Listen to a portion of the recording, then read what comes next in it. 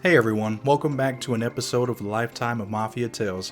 This is episode 6. I'm your host Adrian Martinez, and of course joined by my co-host Salvatore Polisi, who is a member of the Mafia. Today we talk about Salvatore's mentor, Dominic Cataldo, who had ended up killing one of Sammy the Bull's friends. We also talk about Sal opening up the Sinatra Club and many mobsters coming into this club. These guys would come in and play cards. Some of the mobsters included John Gotti, Dominic Cataldo, Tommy DeSimone, Foxy Girotti, Peter Gotti, Gene Gotti, Jimmy Burke, Willie Boy Johnson, Tony Roach, Henry Hill, Joe DeFede, Carmine Galante's nephew Roundy, Carmine and Danny Fatico, John Red Collins, and Joey Scopo, and many more. Me and Sal are now selling some of the cards that were played by all these guys. We have less than 1,000 of these for sale. Each card is $10. If you would like to purchase one of these cards, the link is in the video description. It's on my clothing brand website. Please subscribe to my YouTube and Patreon channel to get more interviews like this. One quick thing before we get started with this podcast. This episode is just half of it. The rest of it's on Patreon. If you want to get our full podcast, please subscribe to our Patreon channel. Our Patreon channel link is in the video description below. Sal, we're back, man. How you doing today, man? Good. Pretty good. I'm very excited for another episode with you. Today we're going to be talking about the Sinatra Club a little bit, and we're going to go into the cards that we've been advertising and posting around about John Gotti playing them in the Sinatra Club, along with Henry Hill, Tony Roach, Jimmy Burke, Foxy. Let's see, who else? I got Joe DeFede, the boss of the Lucchese's. Right. Roundy, Carmine Galante's nephew. Right. Peter Gotti. He was in there, right? To him and Gene Gotti. Yeah, Gene came. Peter came once in a while. Mostly Gene. Gene liked poker. Okay. Yeah, and so, I mean, these cards that we have, you have 10,000 of them, right? Less than 10,000, actually, or not 10,000, 1,000. And I think you said around 700 are left of these. So if anybody wants to buy them, I'll be sure to put them on the website. $10, $10 a card. And we also got Sal's books on there, or not just the Sinatra Club. Right. He'll be able to send people autographed copies. If anybody wants to check them out, we'll put that link in the description. But we're going to get into this episode today, man.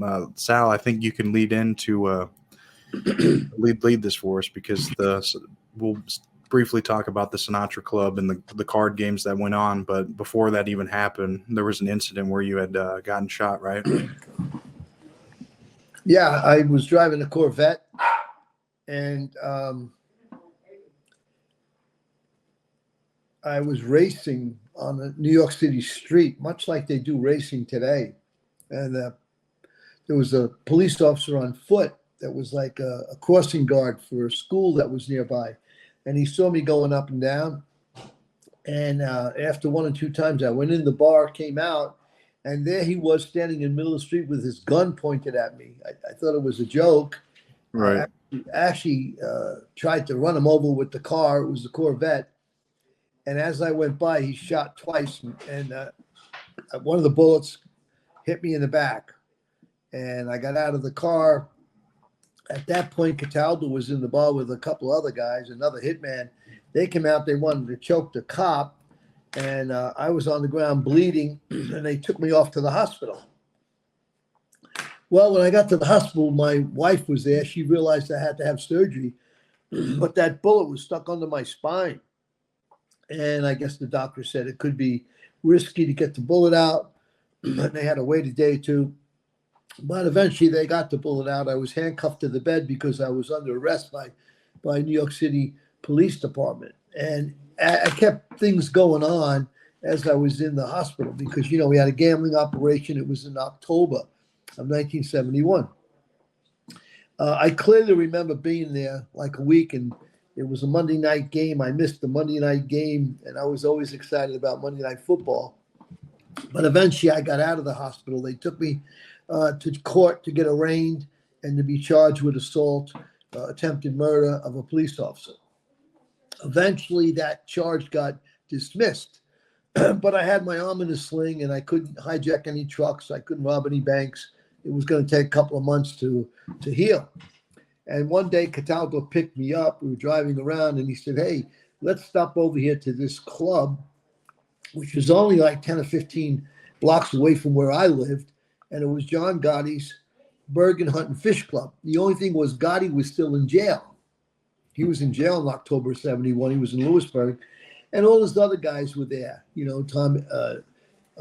Gotti, Charlie Fatico, and Carmine Fatico. They were made guys. They were there. And a whole group of other guys were there. Willie Boy Johnson was there.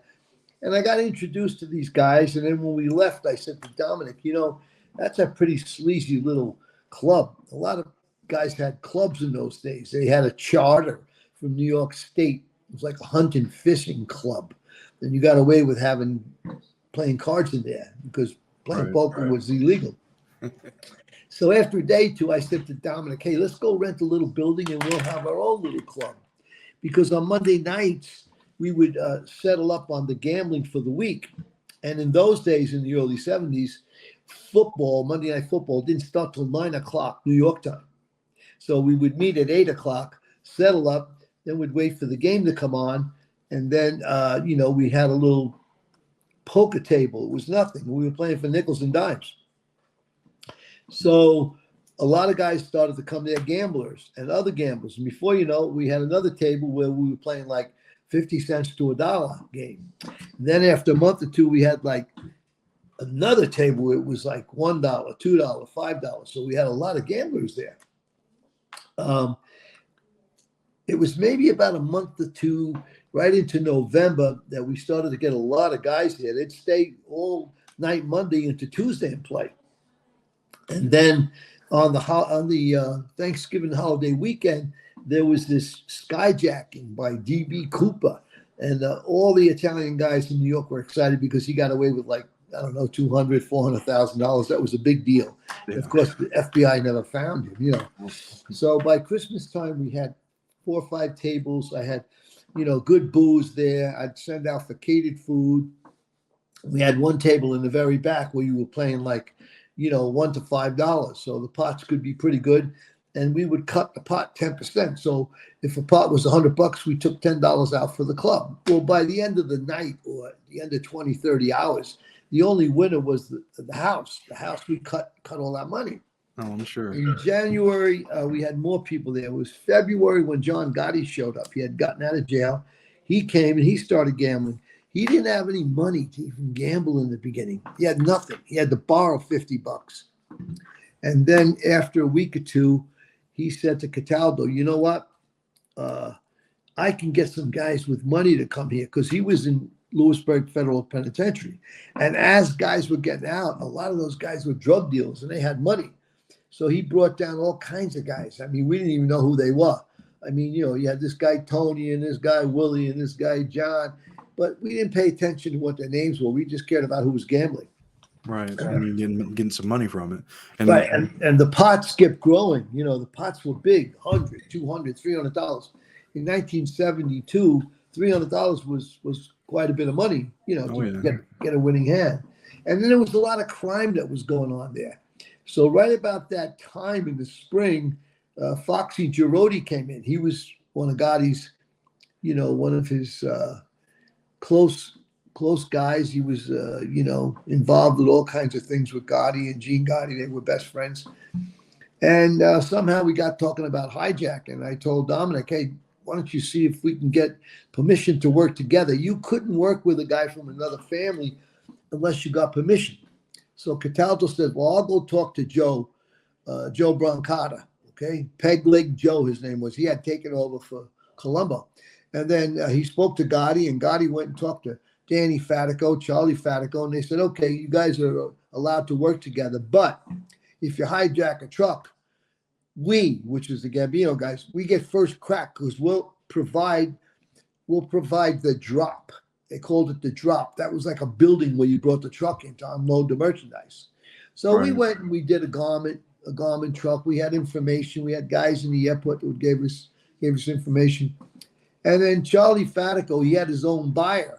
But because Dominic was not involved with the Gambinos, he went to Jimmy Burke, who had his own little operation. He was with Paulie Vario. And Jimmy had a good buyer. He had a buyer that would pay more money. So we did a load of suits. We got a better price from Jimmy Burke. And then Fatico, him and his brother Charlie and Denny, they couldn't compete with the prices that that Jimmy Burke would provide us with. But, Burke would be in there gambling, would all be in there gambling day and night, around the clock during a snowstorm. And the Sinatra Club was really just growing in popularity. And everybody knew you could go there and you didn't have to be with one particular family. And you could gamble, you could bet numbers, you could get a loan shark, you can get a loan. And that's how it exploded and just blew up. It was a lot of fun. Plus I had some girls down the block in an apartment, and the guys would go visit the girls. Do their thing. We had a lot of perks. Yeah, we had perks. Yeah. Okay. Well, I have a few things to ask you with all that you said. The first one is, when you had gotten shot initially, that didn't make you want to say, hey, let me slow down on this. Let me slow down and not continue to do this crazy stuff. But I guess you had the nickname Sally Ubats, so I guess that spoke for itself. It did. It sort of gave you a reputation. Cop shoots you and, you're a tough guy. And yeah, there was a lot of good stuff going on in those days, building like a name, for yourself. And I had the Sinatra Club, and then all of the Gambinos knew we had an operation with Hijacking, and then the Lucchese's with Jimmy Burke and Paulie and Tommy. Then Tommy started coming in there like by the spring, the early summer, and then we got to do some robberies together. Tommy was totally whacked. I mean, he was a wacky guy, but he was also a coke sniffer. So he was always using drugs. Yeah. So I can see how that changes a person and makes them act a little different than the regular person. But I mean, you guys were around a lot of crazy guys. I mean, yeah. But even with on my other question, I was going to ask as well. So after you had started the Sinatra Club, it was like you made all of these connections, and it was like a place where all these guys can just come and hang out. I mean, it didn't matter what family they were, didn't matter what war was going on internally between anyone. It's like they come here, they play cards, it's cool, and so the thing I'm going to ask you now is, like, you guys didn't really plot crimes while you were playing cards, right? I mean, you just focused on the game, and you guys weren't like sitting there playing cards and stuff and doing it like that, or how did that go about? Well, when we broke in the morning, maybe 10 o'clock, we'd go have breakfast. We'd talk about, who had information for a hijack and who had information for a robbery. And in those days, you were very secretive about everything. So the only thing you had to do was share your information. I had to share all my information with Cataldo, and Foxy had to share his information with Gotti. But every once in a while, we would take in another guy. Like, I know we did a fur truck hijacking. We had information about a fur, finishing company up in the Bronx. So Foxy and I went up there and looked at the building, and we figured out how to hijack the truck when it came out. And then we didn't have another guy to go with us. So I don't know. I think a guy named Red Collins was introduced to us. John Red Collins, yeah. Yeah, I didn't even know him that good. I just knew him as Red, And then Foxy and I and Tommy and Red Collins, we waited for that truck to come out, and we hijacked the truck. The problem with that was we brought it to the Faticos. And when we brought the truck in there, I don't remember how many thousands of pelts. They were mink pelts, but they gave us a price of like $35,000. And I said to Cataldo, isn't that a low price? Can't we get more money for these minks? He says, well, you brought the truck in there, we could ask them. So what they told us, Fatico, was, look, you want to take the merchandise out of there, you got to pay us $25,000 for using our building. Yeah. So we were screwed either way. So we gave them the truckload for $35,000. We took the money and we moved on. And I think the following year, I wasn't with Tommy and Foxy, but they went up to the building and stuck up the night watchman and robbed the same fur company again, because I was making so much money with the drugs. Of course, they didn't want to hear anything about drugs. They ripped off about $50,000 worth of minks. And of course, they were a little bit perturbed with me because I had a girlfriend at that time. And the girlfriend was, I was involved with the girlfriend. And they said I wasn't paying attention to our business of hijacking and robbing, But that wasn't so. I just didn't want to do a repeat robbery. And we did some of those, and I'll talk about those down the road, Mm-hmm.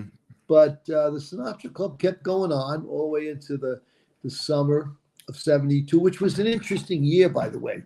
The mob they were sports fans too. And that year was the Olympics in Munich. And that year, chess became popular in the U.S. because of Bobby Fischer. So, we had chess games in these clubs. We had all kinds of stuff going on, and they had the Olympics. They had the shootings at Munich and all, So, just like any other Americans who were sort of patriotic, the mob was patriotic too. I mean, they paid attention to what was going on, Yeah. No, I hear you, man. I've heard a quote when I was reading one time, when it was about, the mob guys, some of them going to take out, like Fidel Castro or something like that. And they were in the United States offered them money to go and, poison this guy. Right. And they're like, well, we'll give you something. We'll reimburse you for doing this. I'm like, no, this is our patriotic duty. Right. I was like, what the hell? So you're right. I mean, there's guys that would say that, but it's just a funny saying. But it was also interesting that the upper echelon of the mob structure, like the bosses and all, they would send word down. There was certain crimes the mob bosses didn't want you committing. Of course, they always said it was against the rules of the mob, the family, to deal drugs. Well, I didn't believe that because I found out through my sources that the bosses were dealing their own drugs. They didn't just want us young guys to compete with them. So that was one thing. Then they didn't want you robbing banks because that was a federal crime, and they were afraid the FBI was going to come after you. But the thing about robbing banks, when I started robbing banks and I got Foxy and Tommy involved, was we didn't have to sell the truckload of merchandise. When we hijacked the truck, we had to give it to the mob. They were in control of the merchandise, how much money we got. When we went and hit a bank, we got the money and we were gone. We didn't have to give anything away. Of course, Foxy might have went and gave Foxy might have went and gave Danny Fatico and John some money. Mm-hmm. I didn't even have to give Cataldo any money when I did a bank robbery. He didn't require it. He said, hey, let's go see Joey, Pegleg Moncada. And 72, 73, 74. And I'd bring him a little envelope of money and, drop it off, go have coffee with him. So I did meet with the boss of the Columbos. It's just that I hadn't participated in a murder. At that point in the early 70s, I was probably interested in getting made. It was after I went to jail, I came out, that I changed my whole point of view about being a made guy. Yeah, and that's something that I know you wanted to. I know that's something that you wanted to briefly touch on too. Was why you didn't become a button guy. Do you want to touch on that now, or I mean, is that a whole story? Well, one of the things was you didn't have to actually pull the trigger. Yeah, you had to participate in the murder. So sometime a few years later, Cataldo was about to murder somebody, and he asked me to go dig a grave, and I wrote about it in the Sinatra book. I went out there in Long Island and dug a grave. I was supposed to wait, and they were the two guys, him and whoever killed this guy who I didn't know, they were going to have me pick up the body, drive it out, put it down in the grave. I had to have a whole bag of lime to put it on top of the body and cut the body in the middle so the body would, rot. And I had everything prepared, dug the grave, had the lime, but they never killed the guy. So I had to go back there and fill that grave up after I had blisters on my hands from digging all night. And that was like 77, 78. But eventually I found out that they did kill that guy that I was supposed to participate in the murder, but they just killed him and dumped him in the street. And that was the end of that murder. But I wasn't really, excited about committing murders with Cataldo. He was more of a bloodthirsty guy. Yeah, I mean, he was a hitman for the family, so I would imagine so. Right. He just, who knows? I mean, did it ever come out like on how many people that he was convicted for killing or anything like that? Or no, I don't think a lot of that became public. I mean, I think he blew away one of Sammy Gravano's friends. I think he blew away a guy in a luncheonette, blew his head off, and I was surprised that it was mentioned that he had taken my gumbada, Joey Cataldo, which was Dominic's brother. He had taken his nephews. Dominic had taken his nephews with him. I was shocked that they were hanging out and they blew this guy away in this luncheonette. I think Sammy talked about it. Yeah, Cataldo had a lot of hits, though. He did a lot of hits. Did it ever come out why he did that, or did you ever hear anything? No, I didn't talk to, I started to get away from Cataldo after I came back from prison. I mean, No. I did take drugs from him. I did store drugs, heroin. I mean, him and his partner, they did a lot of wild things. I mean, we'll talk about some of the stuff they did in the early 80s in our contacts. But back to the Sinatra Club was a place where we were very quiet about our crimes because there was a lot of guys in there that weren't hardcore criminals. They were just gamblers. And you said what kind of people did you have in there that weren't mobsters? Like what was you said businessmen came in there? Right, businessmen, guys who owned some businesses. They had money, they could afford to gamble, and they'd stay there all night and gamble. And we'd bring in food, and there were a lot of funny guys. There were a lot of addicted gamblers that were hanging out there for 12, 15, 18, 20 hours. Wow. Did they know that they were sitting there right in the same table with some mobsters? Nah, no. Some of them did, but it wasn't something that you talked about. No. Guys didn't talk about who was made, who wasn't made. They didn't do that back in the 70s. That wasn't the way it was. Yeah, and I want to talk more about the cards as well because I mean that's what the kind of the whole theme of is with this. Yeah. So I mean you guys were sitting there playing cards, and you had mentioned to me too that guys they didn't want you to keep so many cards. They wanted you to keep them for a certain amount of time and then go and get a new pack. Right. What is the reason for that? We used standard cards, tally ho, bicycle, the standard cards that you used for playing gin or poker and whatever. And after a while, they would get a little used up. And then some guys were superstitious, and they didn't want to use the same cards. I mean, Gotti, for example, he was a bad gambler. He wasn't good. I could bluff him easy. I could read him. I found a tell on him. What was it? What a tell is? I think you said he would bite on a cigar, right? Yeah, he had this long cigar he smoked, and he'd be sitting there, and the cigar, would be like, say, hanging from his mouth, like that. Yeah. And especially if he didn't have a good hand. But every once in a while, when he got a good hand, that cigar would go up like this. Oh, okay. Up in the air, and I could read that. I knew he had a good hand. So I'd stay away from when that cigar went up in the air because it was to tell them he had a good hand. Yeah. Beside the fact that I had thousands of dollars stashed in the Sinatra Club behind a wall, and most of those guys would come in with $300-400, and if they went broke, they could borrow from the house.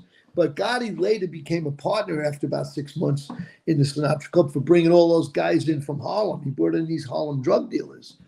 So, do you recall any of those guys' names? Nicknames or anything? There was a guy named Charlie Scotty. He was well-known drug dealer. He was a killer. His brother had a big business in Times Square to do with, pornography and porno machines and other guys from the Bronx that came down.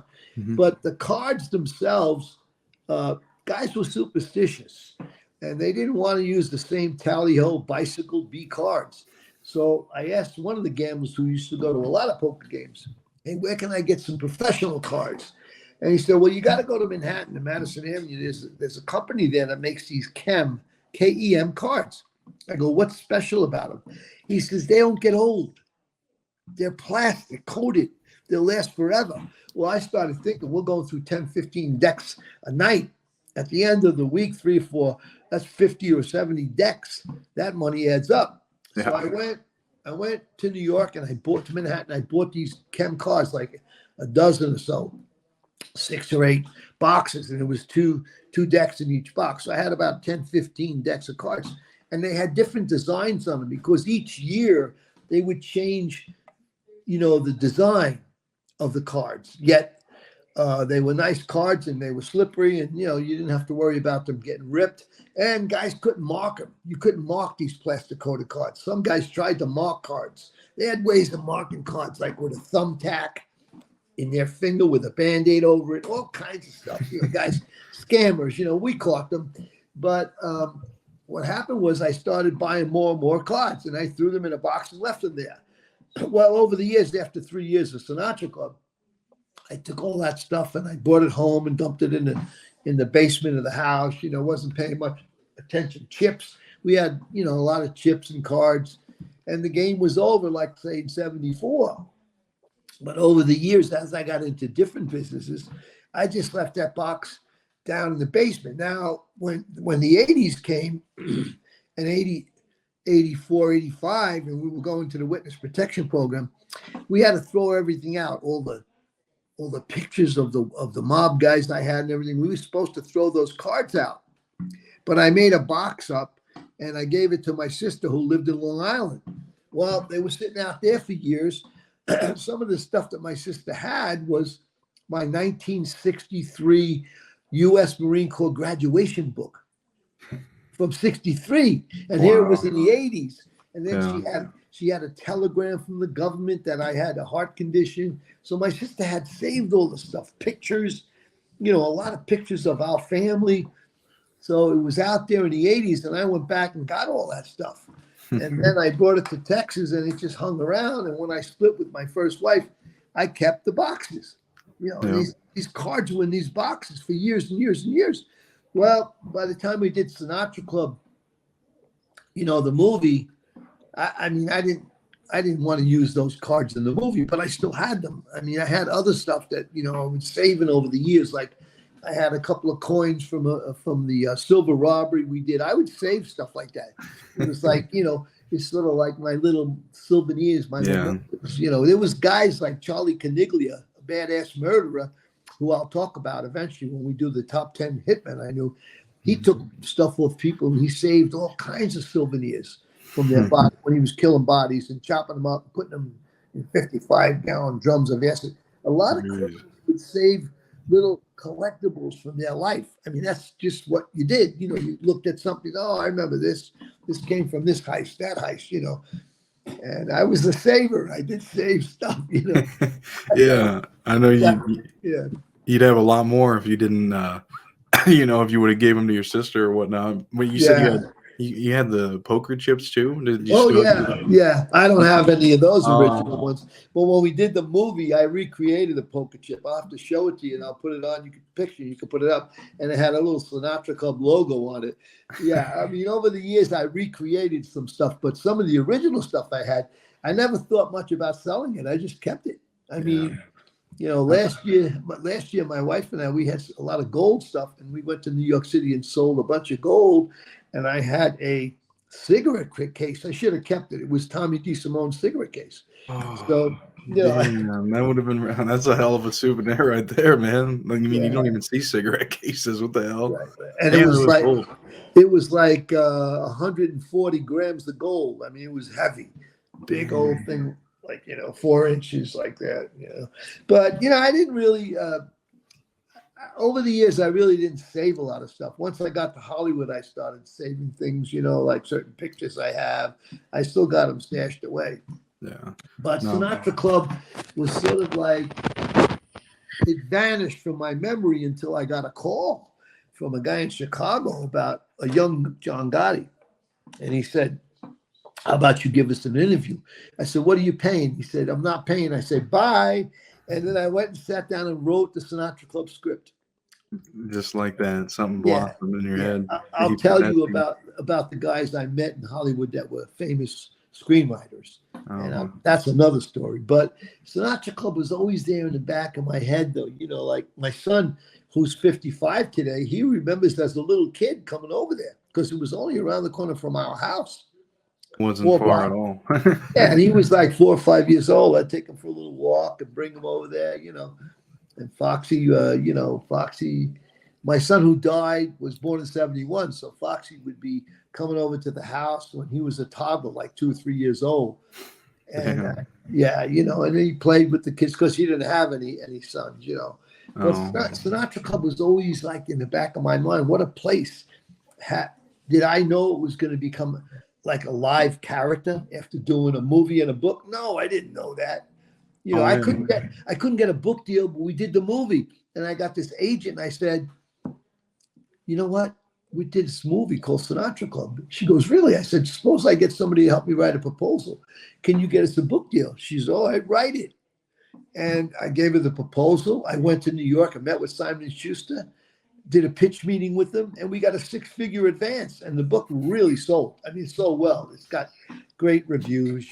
I'll tell you what too, because I posted it on those Facebook groups like this week, and people still are saying, "Man, I really enjoyed this. This was an excellent read. I read it 2 times." Right. I agree too. I read it myself twice. I mean, I listened to it on the Audible, and then I sat there and read it as well. I mean, it's really really good because it doesn't just capture.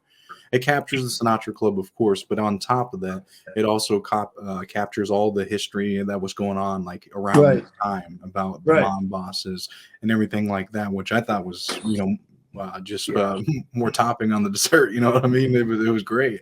You got a lot of people who read it and then they'll go, "Oh, Sal, he was nobody. He was a bottom feeder." That was in the Sinatra Club, that I created 72, 73, 74. But by the time I went to jail and got out, we were in jail with all those Goodfella guys. I didn't want to be a made guy anymore because I found out, wow, you get to be a made guy. They can kill you anytime you want. You have to show up. If you don't show up, you're dead.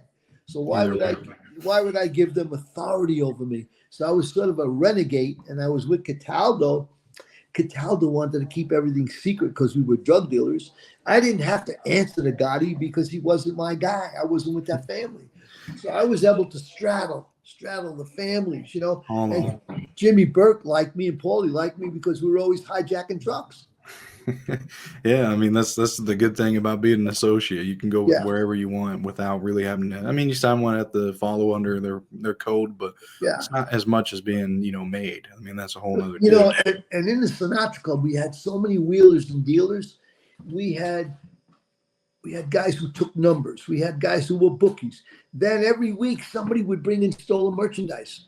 It would show up. Hey, what do we got today? There would be a box of shirts there, a box of shoes. I mean, there was always stolen merchandise around. In the movie, you had a kid come in with those watches, and then Gotti just smashed them and stuff. I mean, I don't know if that was that part accurate, or was that just something you put in there? Well, the thing was that I was writing the script, Mm-hmm. And in real life, we did a hijacking of a truck. Right. And it was suits. So then we got the suits laid out in a building, a secret building. We call it the Drop, where we brought the stolen merchandise. And then somebody would call and have a buyer come. So we had to wait a couple hours. And Danny and Charlie Wagner, which was John Gotti's bosses, they were right out underneath Delacroix. They lay out the suits. And before the buyer came, me and Foxy and Tommy and Gotti came in, we'd go pick out a couple of suits. Well, I got there first, and Foxy got there, and then Tommy picked out 2 suits. And then when Gotti got there, he went and picked out a couple of suits. And in those days, they were sort of like polyester suits, designs, with bell bottoms. And then Gotti noticed that Tommy picked out the same suits that he picked out. Like they were duplicated with just different sizes. Right. He got a sizzle, went over and cut up Tommy's because we had Tommy's stuff there, and he ran out to go get some drugs probably. And I go, "These are mine. These are Foxy's. These are Tommy's." "Oh, they're Tommy's," and he cut up the suits. Oh, they're right? Tommy's, he said. Yeah. And then what I discovered was when Gotti got out of jail the second time, like he went to jail, got out in 72, went back to jail for the McBratney murder. When he got out, they got him a brand new Lincoln Mark. And the Lincoln Mark was a certain color. Then someone else bought the same color car, not a guy in the mob, just like a guy in the neighborhood. Right. And Gotti had John Caniglia chop up the car. So I don't drive a car that somebody else has. He was very particular about that. Yeah. So when I wrote the Sinatra Club movie, I took a little bit of a license, and I had that little guy come in with the watches up his arm, and he said, "Hey, let me have one of those." And Gotti picked the watch. That was a little bit of a, creative, a little bit of a creative license there. And he smashed the watch. Everybody go, "Oh, John, he won't wear what anybody else wears." And that's really who his personality was. He was pretty much like that. Yeah, I mean, you brought up to me too. This kind of segues back into the cards, but he would rip those cards in his mouth too. The playing cards. I mean, what was the whole deal with that? Well, he'd get so annoyed, and Cataldo would say, "Don't keep teasing him, man. You because Cataldo knew I had a bunch of money, and Gotti maybe had a couple $100. I had thousands of dollars here. I could throw 50, 100, $200 in the pot. And then when I would bluff him, most of the time people who bluff, they just push their cards in and they win the pot, right? Me, I had to turn over the card. He had a pair of kings, I had a pair of deuces. And I bluffed him. And he was not happy. And he took the cards, the old fashioned, tally-hos or bicycles, and he put them in his mouth and ripped them. And spit them out. And that was another reason why, I went and got some of those chem cards, because you couldn't chew them up. They were plastic. Yeah, you would just be gnawing on them. I'll have to send you some so you can feel them, Oh yeah. But I got a box of them. I don't know how many are there, but they used to come double decks, like 100, 100 and I think there was like, say, maybe 108 cards in each package, 52, and then 2 jokers and a product card. In case you lost a card, you could call the company and send you another one. So I will send you some pictures and you can post them. Okay. Also, I wanted to say, since you're talking about the cards, the aces are the ones with the codes on them. And what do those codes have, that the ones that we're selling? I mean, the aces you don't want to get rid of, but no, I have them, but I'll show you the card so you see the top of the card, the design. Okay. And then when I turn over the ace of spades, it's the trademark card, but it has numbers on it, like it will say 570. That means May of 1970. That's when it was made. Well, we had them in 72, 73, 74. So I don't have any cards after 74. I don't even think I have 74s. I have 50s, like 56, 58, like 1958. So those decks were laying around, and I bought them. I bought them at a wholesaler, where they had old designs. People used to like the different designs on them, like animals and colors and all. And I didn't know anything about them until a gambler told me, go get these chem cards. They use them in Vegas. So, yeah, that's what we got. And they lasted forever. And then some of them matted together. I can't even separate them. Really? I have to put hot water on them to split them. What the hell? I'll have Karen do a little video when I'm splitting the old cards, Okay. Yeah, because they're, 50-some years old? They got to be almost 50. 60 years old. 6 years old? Yeah. Yeah. So I would imagine, they got some wear and tear on them, but that's just what it is, for people that are interested in. I mean, it's a part of history. They're only limited, man. That's why I was like, I got to get myself one too, because they're just, it's just something to, put on the wall or something. I don't know. It'd be like having a deck of cards from Bugsy Siegel, Yeah, I mean, holy crap! That'd be amazing. People love eat it up, Right. Yeah, I don't know. But another thing I was going to bring up too is let's see, yourself too. What kind of card player were you? I mean, I was crazy. I was crazy. I got to tell you, I was so wasteful and crazy and spontaneous and impulsive. But I'll tell you this: when I left New York in 1985, I never played cards again. Really? Well, so here we are after we shot the Sinatra Club. The woman who put up the money for the Sinatra Club, her name was Roberta, very Italian. Oh gosh, Roberta. Anyway, her dad is partners with Jerry Buss his entire life. Jerry Buss owned the Los Angeles Lakers. So Roberta Mariani, her name is.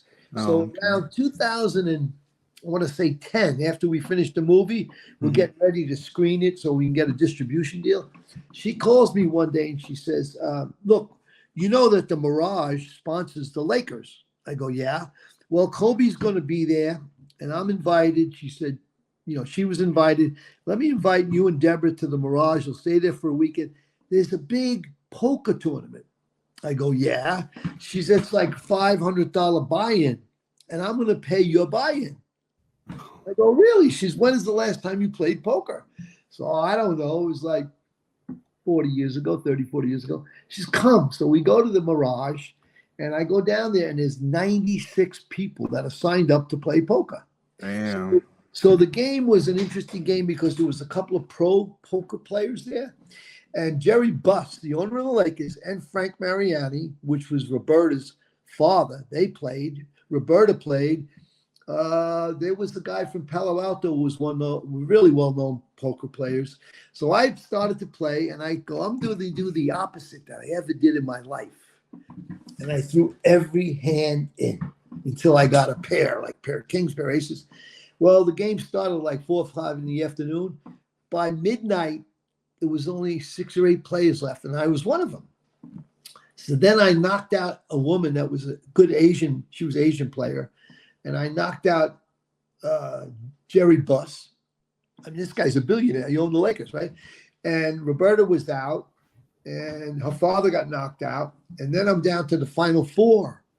Well, we knocked out 2 people. And here I am looking at the guy who was one of the creators of Grand Theft Auto. Oh, the game, huh? Damn. He lived in Vegas, so it was him and I in the finals. If you want to continue watching this episode, because this is only the halfway mark, please subscribe to our Patreon channel. We offer all of our exclusive interviews on there. Our Patreon link is in the video description below. Hey, thanks for watching this clip. This clip came from our Patreon channel. The name of our podcast is A Lifetime of Mafia Tales. Me and Sal's podcast is all about his life in the Mafia. Salvatore was a Colombo associate. Salvatore, also known as Sally Ubats, has many stories about committing crimes with all 5 of the New York crime families, such as hijacking, bank robberies, heists, and much more. Sal has many criminal stories about him and other high-ranking mobsters, such as John Gotti, Peter Gotti, Gene Gotti, Jimmy Burke, Angelo Ruggiero, Henry Hill, Dave Icovetti Sr., Tommy DeSimone, Dominic Cataldo, Joe Brancato, and many more. During his time as a mobster, he had a social club he opened called the Sinatra Club. He would later go on to write a book and a movie about his time in the Sinatra Club. Sal has a lot of untold stories about John Gotti that people haven't heard. And as myself, my name is Adrian Martinez. I've been doing a podcast for the last 2 years. It's called Invest in Yourself Podcast. I've done a number of Mafia interviews the last few years.